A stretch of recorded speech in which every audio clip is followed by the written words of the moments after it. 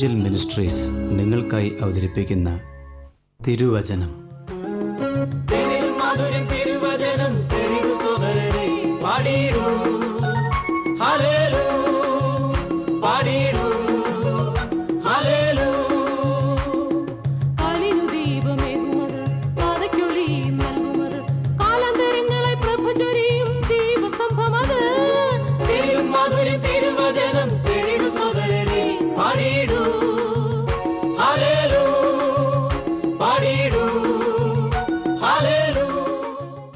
ഇന്ന് നമ്മോട് ദൈവവചനത്തിൽ നിന്ന് സംസാരിക്കുന്നത് Suviseshakan James M Thomas Nedumbassery.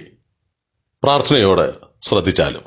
ഇസ്രയേലിലെ പുരോഹിതനായിരുന്ന ഏലിയുടെ പുത്രന്മാരുടെ പാപങ്ങളെക്കുറിച്ച് ഒരു മുന്നറിയിപ്പ് എന്നവണ്ണം സ്വർഗത്തിലെ ദൈവത്തിൻ്റെ സന്നിധിയിൽ കഴിഞ്ഞ അനേക ആഴ്ചകളായി നാം ചിന്തിച്ചുകൊണ്ട് ഇരിക്കുകയായിരുന്നു. വിശുദ്ധ തിരുവെഴുത്തിൽ ദൈവജനത്തിൻ്റെ മധ്യേയുള്ള പാപങ്ങളും രേഖപ്പെടുത്തിയിട്ടുണ്ട്. എന്തുകൊണ്ടാണ് അങ്ങനെ ദൈവത്തിൻ്റെ ആത്മാവ് ചെയ്തിട്ടുള്ളത്? ആ പാപങ്ങൾ ഒരു കാരണവശാലും ഇന്നുള്ള ദൈവജനത്തിൻ്റെ അല്ലെങ്കിൽ പിന്നീട് വരുന്ന ദൈവജനത്തിൻ്റെ മധ്യേ കാണപ്പെടുവാൻ ദൈവം ആഗ്രഹിക്കുന്നില്ല എന്നുള്ളത് തന്നെയാണ്.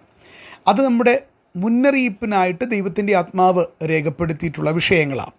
അങ്ങ് ശ്രദ്ധിച്ചുകൊണ്ടിരിക്കുന്നത് ഇവാഞ്ചൽ മിനിസ്ട്രീസ് ക്രമീകരിക്കുന്ന തിരുവചനം എന്ന വചന പഠന പരമ്പരയാണ്. ശമൂവേലിൻ്റെ 1-ാം പുസ്തകത്തെ അധികരിച്ചുള്ള 28-ാമത്തെ എപ്പിസോഡിലേക്ക് ഹാർദമായി അങ്ങേ സ്വാഗതം ചെയ്യുന്നു. ഒടുവിലായി നാം ഓർത്തു നിർത്തിയത് ഏലിയുടെ പുത്രന്മാർ യഹോവയുടെ വഴിപാട് നിന്ദിക്കുന്നവരായിരുന്നു എന്നുള്ളതാണ്. അത് 2-ാം അധ്യായം ശമൂവേലിൻ്റെ 1-ാം പുസ്തകം 17-ാം വാക്യത്തിൻ്റെ അടിസ്ഥാനത്തിൽ നാം ചിന്തിച്ച വിഷയമാണ്. ഇന്ന് അവരുടെ മറ്റൊരു പാപത്തിലേക്ക് നാം ദൈവകൃപയിൽ ശരണപ്പെട്ട് കടക്കുകയാണ്. നമ്മളിങ്ങനെ വായിക്കുന്നു: ഏലിയുടെ പുത്രന്മാർ ദൈവദൂഷണം പറയുന്ന അകൃത്യം എന്ന് പറഞ്ഞുകൊണ്ടാണ് 3-ാം അധ്യായത്തിൻ്റെ 13-ാം വാക്യം ആരംഭിക്കുന്നത്. അതിന് നമുക്ക് ഇങ്ങനെ പഠനാർത്ഥം ചിന്തിക്കുവാനായിട്ട് കഴിയും: ഏലിയുടെ പുത്രന്മാർ അഥവാ പുരോഹിതന്മാരായിരുന്ന ആ മക്കൾ ദൈവദൂഷണം പറയുന്നവരായിരുന്നു എന്നുള്ളതാണ്. വാസ്തവത്തിൽ ഇത് കർത്താവിൻ്റെ സന്നിധിയിൽ മാരകമായിട്ടുള്ള പാപമായിട്ട് നമുക്ക് മനസ്സിലാക്കുവാൻ കഴിയുന്നുണ്ട്.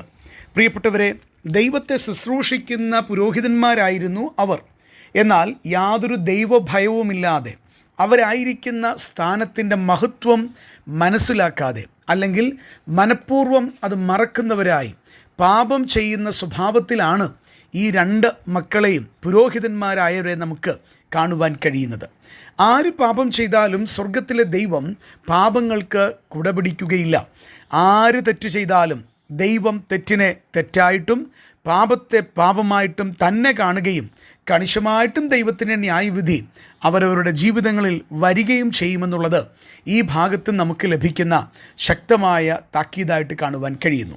ഇവിടെ ഇവർ ദൈവത്തിൻ്റെ ദൂഷണം പറയുന്നവരായിട്ട് നമുക്ക് കാണുവാൻ കഴിയുകയാണ്. പ്രിയപ്പെട്ടവരെ, ദൈവദൂഷണം പറയുന്നതിന് കഠിനമായ ശിക്ഷ നമുക്ക് തിരുവചനത്തിൽ രേഖപ്പെടുത്തിയിട്ടുള്ളത് കാണുവാൻ കഴിയുന്നുണ്ട്. ലേവ്യ പുസ്തകത്തിലേക്ക് വരിക. അതിൻ്റെ 24-ാം അധ്യായം 16-ാം വാക്യത്തിൽ നമ്മൾ ഇങ്ങനെയാണ് വായിക്കുന്നത്: യഹോവയുടെ നാമം ദുഷിക്കുന്നവൻ മരണശിക്ഷ അനുഭവിക്കണം. സഭയൊക്കെയും അവനെ കല്ലെറിയണം. പരദേശിയാകട്ടെ സ്വദേശിയാകട്ടെ തിരുനാമത്തെ ദുഷിക്കുന്നവൻ മരണശിക്ഷ അനുഭവിക്കണം. നോക്കുക, ദൈവത്തിന് ഒരു കാരണവശാലും ഉൾക്കൊള്ളുവാൻ കഴിയാത്ത പാപമായിട്ട് നമുക്ക് ദൈവദൂഷണത്തെ കാണുവാനായിട്ട് കഴിയുന്നുണ്ട്. ഇവിടെ ഇതാ പുരോഹിതന്മാരായ ഏലിയുടെ പുത്രന്മാർ, അവർ ദൈവത്തെ യഥാർത്ഥത്തിൽ ശരിയായി ശുശ്രൂഷിക്കേണ്ടവരാണ്. എന്നാൽ അവരുടെ പാപങ്ങളിൽ മാരകമായി രേഖപ്പെടുത്തിയിട്ടുള്ള മറ്റൊരു വസ്തുതയാണ് അവർ ദൈവദൂഷണം പറയുന്നവരായിരുന്നു എന്നുള്ളത്. ഇവിടെ നോക്കണം, കഠിനമായ ശിക്ഷ. യഹോവയുടെ നാമം ദുഷിക്കുന്നവൻ മരണശിക്ഷ അനുഭവിക്കണം. ദൈവത്തിൻ്റെ നാമത്തെ ദുഷിക്കാനല്ല ദൈവം നമ്മെക്കുറിച്ച് ആഗ്രഹിക്കുന്നത്. ദൈവത്തിൻ്റെ നാമത്തെ സ്തുതിക്കുവാനായിട്ടാണ്. നമ്മുടെ ജീവിതങ്ങളിൽ എല്ലാ നന്മകളും നൽകുവാൻ ആധാരമായ ദൈവത്തിൻ്റെ തിരുനാമത്തെ ഓർത്ത് എപ്പോഴും സ്തോത്രം കരയറ്റുവാനും ദൈവത്തോട് നന്ദി പറയാനും നമുക്ക് കഴിയണം. എന്നാൽ ഞാനിങ്ങനെ ചോദിക്കട്ടെ, അറിഞ്ഞോ അറിയാതെയോ പലപ്പോഴും ദൈവം മുൻപാകെ നാം പെറുപെറുക്കുന്നവരായി തീർന്നിട്ടില്ലേ? ദൈവം ചെയ്ത അനേക നന്മകളെ ജീവിതത്തിൻ്റെ ചില പ്രത്യേക സമയങ്ങളിൽ മനുഷ്യത്വത്തിൽ നാം മറന്നുകൊണ്ട് പെറുപെറുത്ത് ദൈവത്തോട് പാപം ചെയ്യുന്നവരായി തീർന്നിട്ടില്ലേ? എന്നാൽ ഈ സമയം അങ്ങനെയുള്ള കാര്യങ്ങൾ ജീവിതത്തിലുണ്ടെങ്കിൽ അത് യഥാർത്ഥത്തിൽ ഏറ്റുപറഞ്ഞ് കണ്ണുനീരോടെ തിരികെ വന്ന്, കർത്താവേ എനിക്കങ്ങനെ സംഭവിച്ചു പോയി എന്ന് പറഞ്ഞ് യഥാസ്ഥാനപ്പെടാനായിട്ട് കഴിയണം. കർത്താവിൻ്റെ വചനം പറയുന്നത് കേൾക്കുക, യഹോവയുടെ നാമം ദുഷിക്കുന്നവൻ മരണശിക്ഷ അനുഭവിക്കണം. സഭയൊക്കെയും അവനെ കല്ലെറിയണം. പരദേശിയാകട്ടെ സ്വദേശിയാകട്ടെ തിരുനാമത്തെ ദുഷിക്കുന്നവൻ മരണശിക്ഷ അനുഭവിക്കണം. പഴയ നിയമത്തിലെ ദൈവത്തിൻ്റെ തീഷ്ണത പുതിയ നിയമത്തിലുമുണ്ട്. എന്നാൽ പുതിയ നിയമത്തിൽ പുത്രനായ ക്രിസ്തുവിൻ്റെ രക്തത്തിൻ്റെ സമ്പാദ്യമായ ദൈവജനത്തെ കൃപയുടെ കാലഘട്ടത്തിൽ കൃപയോടെ കാണുന്നത് കൊണ്ട് നമുക്കുള്ള ശിക്ഷ പഴയ നിയമത്തിലെ പോലെ വേഗത്തിൽ നടപ്പിലാക്കപ്പെടുന്നില്ല.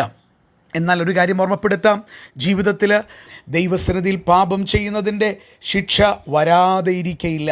ദൈവസന്നിധിയിൽ പാപം വരാതെ നമ്മെ കാത്തു സൂക്ഷിക്കുവാനും പാപങ്ങൾ വന്നു പോയിട്ടുണ്ടെങ്കിൽ ഏറ്റുപറഞ്ഞ് ഉപേക്ഷിക്കുവാനും ദൈവം നമുക്ക് ധാരാളം കൃപ ഇപ്പോൾ തരുന്നുണ്ട്. എന്നാൽ ഈ സമയം ഒന്ന് തിരികെ വരാനുള്ള മനസ്സുണ്ടാകേണ്ടത് നമുക്കോരോരുത്തർക്കുമാണ്. ഏലിയുടെ പുത്രന്മാരുടെ പാപങ്ങൾ രേഖപ്പെടുത്തുമ്പോൾ അവർ യഹോവയുടെ നാമത്തെ ദുഷിക്കുന്നവരായിരുന്നുവെന്ന് ദൈവത്തിൻ്റെ വചനം ശക്തമായ താക്കീതായി എഴുതി വച്ചിരിക്കുന്നത് കാണുവാൻ കഴിയും. എന്നെ ശ്രദ്ധിക്കുന്ന ഓരോരുത്തരുടെയും ജീവിതങ്ങളെ പരിശോധിക്കുവാൻ ഈ സമയം വിനിയോഗിക്കുവാൻ കർത്താവ് നമുക്ക് കൃപ തരട്ടെ. നമ്മുടെ ജീവിതങ്ങളെ ദൈവത്തിൻ്റെ സ്തുതി നിറയുന്ന ആലയങ്ങളായി മറ്റുള്ളവർ കാണുവാൻ, ദൈവത്തിന് പ്രസാദമുള്ള ദൈവത്തിൻ്റെ ആലയങ്ങളായി നമ്മുടെ ജീവിതത്തെ പുനർക്രമീകരിക്കുവാൻ, കർത്താവിന് ഏറ്റവും പ്രസാദവും ആ രീതിയിൽ നമ്മളെ ഉപയോഗിക്കുവാൻ കഴിയത്തക്ക നിലയിൽ നമ്മുടെ ജീവിതങ്ങളെ ക്രമീകരിപ്പാൻ ഈ ലഘുചിന്തയും മുഖാന്തരമാകട്ടെ എന്ന് പ്രാർത്ഥിച്ചുകൊണ്ട് ഇന്നത്തെ പഠനത്തിന് വിരാമം കുറിക്കുന്നു. ദൈവം അങ്ങയ്ക്ക് ധാരാളം നന്മകൾ നൽകി ആദരിക്കട്ടെ. ഈ സന്ദേശം ശ്രദ്ധിച്ച എല്ലാ പ്രിയപ്പെട്ടവർക്കും കർത്തൃനാമത്തിൽ നന്ദി. ബൈബിൾ കറസ്പോണ്ടൻസ് കോഴ്സിൽ ചേർന്ന് പഠിക്കുവാൻ ആഗ്രഹിക്കുന്നവർ മേൽവിലാസം അയച്ചു തന്നാലും പ്രാർത്ഥനാ വിഷയങ്ങളും അറിയിക്കുമല്ലോ.